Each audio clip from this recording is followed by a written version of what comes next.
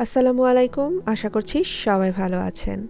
School তো খুলেই গেল, আর স্কুলের সময়টাতে মাদের অনেক চিন্তা থাকে টিফিন বক্সে বাচ্চাদেরকে কী কী দেওয়া যায়। আজকে থাকছে সেই রকম একটি রেসিপি।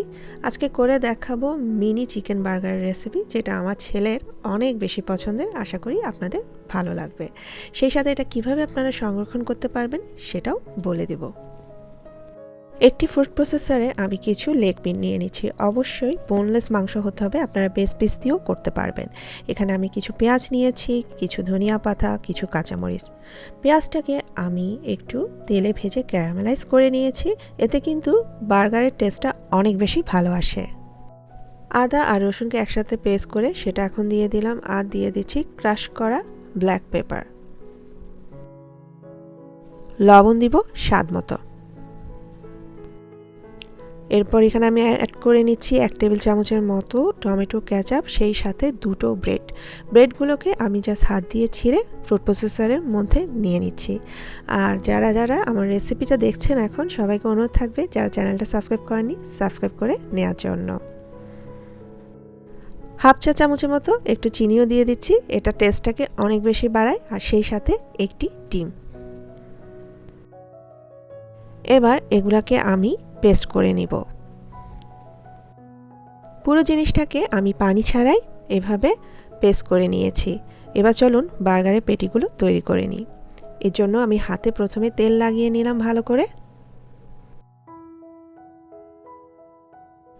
এরপরে আমি চিকেনের যে পেস্টটা তৈরি করেছিলাম সেটা হাতে নিয়ে নিলাম, আর এভাবে ঘুরিয়ে ঘুরিয়ে রাউন্ড শেপ করে চপের আকারের মতো করে বার্গারের পেটিটা তৈরি করে নিলাম। আপনারা হয়তো এটা সবাই বানাতে পারেন। এখানে আমি সবগুলো বানিয়ে নিয়েছি। এবার আমি এগুলো নর্মাল ফ্রিজে রেখে দিচ্ছি 1 ঘন্টার মতো, যাতে এগুলো একটু শক্ত হয় আর ভাজার জন্য একদম পারফেক্টলি তৈরি হয়।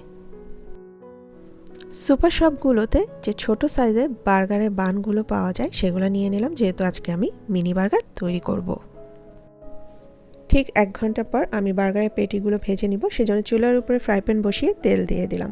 তেলের পরিমাণ খুব একটা বেশি লাগে না, এ ধরনের বার্গারের পেটিগুলো ভাজতে কিন্তু তেলের পরিমাণ বেশি দরকার হয় না।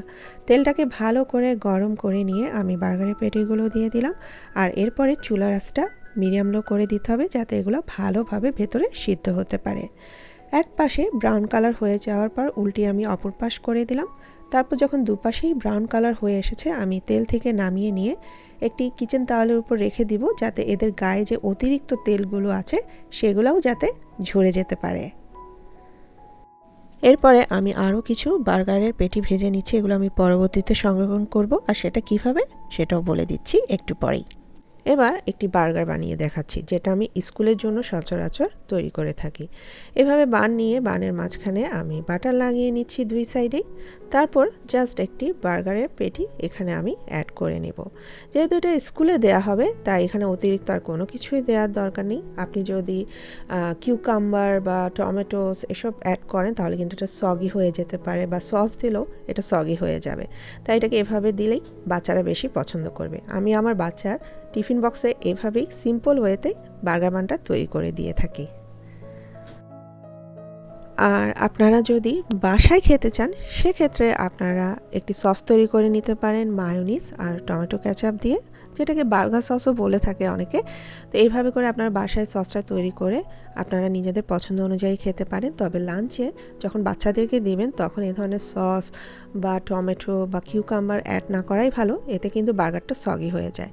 এটা যেহেতু আমি বাসায় খাবো, সেজন্য আমি একটু সস আর কিউকাম্বার দিয়ে বার্গারটা তৈরি করে নিলাম। বার্গারের পেটিগুলো চাইলে আপনারা 1 সপ্তাহের মতো সংরক্ষণ করতে পারেন, এভাবে হালকা একটু ভেজে নিয়ে, যেটা এখন আমি করে নিচ্ছি। আমি 2 পাশেই হালকা করে একটু ভেজে রেখে দিচ্ছি, এবং এরপরে আমি এগুলোকে একটা বক্সে রেখে দিব। এক্ষেত্রে আপনারা চাইলে একদম পুরোপুরি ভেজেও রাখতে পারেন, সেক্ষেত্রে আপনারা পরের দিন হালকা গরম করে বা মাইক্রোওভেনে গরম করেও দিতে পারেন, বা এভাবে হালকা ভেজে রেখে দিতে পারেন। পরে যখন দিবেন তখন জাস্ট তেলে আবারও একটু ফ্রাই করে নিলেই হবে। এ ধরনের বার্গারের পেটি আমি খুব একটা বেশি বানাই না, 1 সপ্তাহের জন্য মানে যতটুকু লাগে। যদি আপনার বাচ্চা প্রতিদিনই বার্গার নিতে চায়, সেক্ষেত্রে আপনারা 1 সপ্তাহের জন্য এভাবে সংরক্ষণ করতে পারেন। আশা করি আজকের এই লাঞ্চ বক্স আইডিয়া বা টিফিন বক্সের আইডিয়া আপনাদের ভালো লেগেছে। ভালো লাগলে বাসায় ট্রাই করবেন। সবাই ভালো থাকবেন। খোদা হাফেজ।